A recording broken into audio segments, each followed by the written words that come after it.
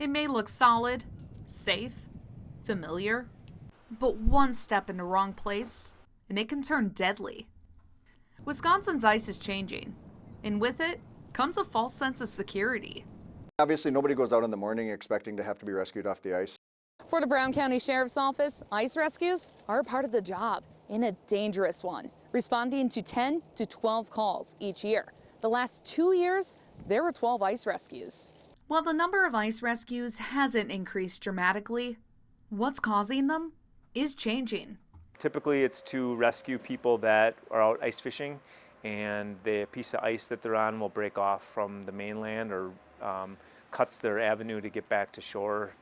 It's the same story in Door County. Typically in the morning time, somebody will go out fishing and think everything is great, and then the wind will pick up from the south and break away the ice, and then it kind of pushes it out into the bigger part of the bay. The Door County Sheriff's Office typically responds to 10 rescues a year. A majority happen in the beginning and end of the season, when the ice is thinner.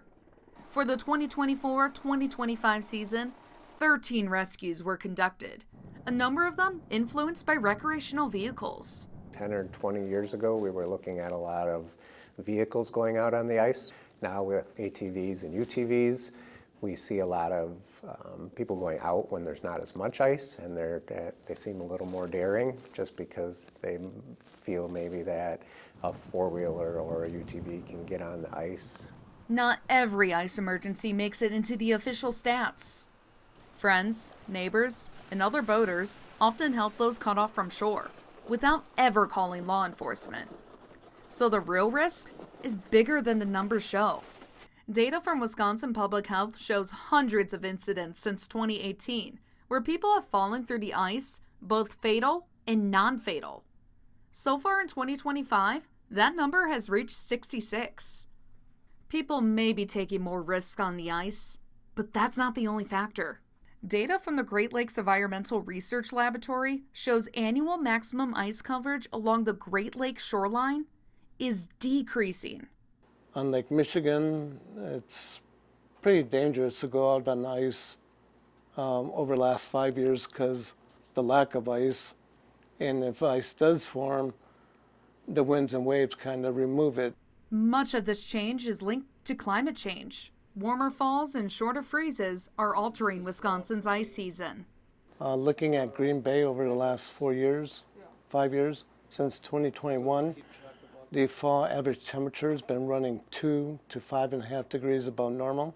And the winter of 2023-2024 was the warmest on record for Green Bay. That actually led to open water on the bay in February and March, and even open water on Lake Winnebago. Talking to locals down there, that's never happened in the last 60, 70 years. It's not just a few warm days. Average winter temperatures in Green Bay have risen 7 degrees since the 1970s, making it harder for ice to form solidly.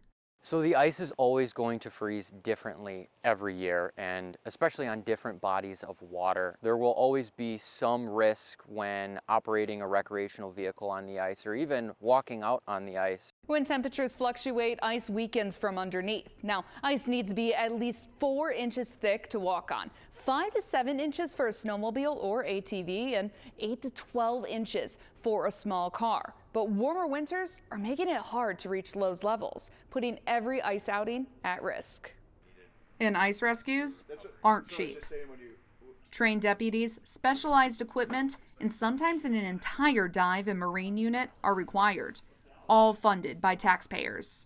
So quantifying a rescue into a number is hard. The short answer to that is it's taxpayer money. Our job is to go out there and help people who need help. It's the same tax dollars that fund the Sheriff's Office and other law enforcement agencies throughout the year.